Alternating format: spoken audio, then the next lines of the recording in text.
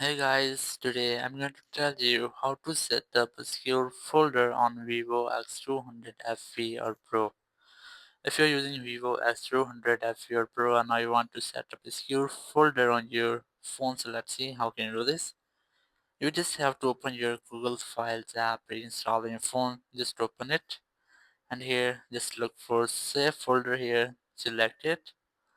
Here you just have to select which you want to create as a PIN or password.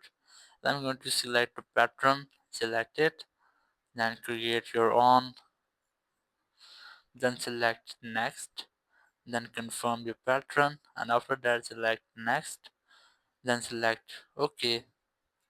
And here you just have to move your pictures or videos which you want to secure. Then I'm going to select any video here, so just select videos, then select any video, just keep a long press on it.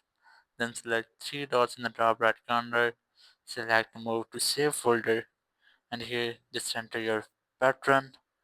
In this way you can easily manage or create your secure folder on your phone. Thank you very much for watching the video. Until next video, bye bye.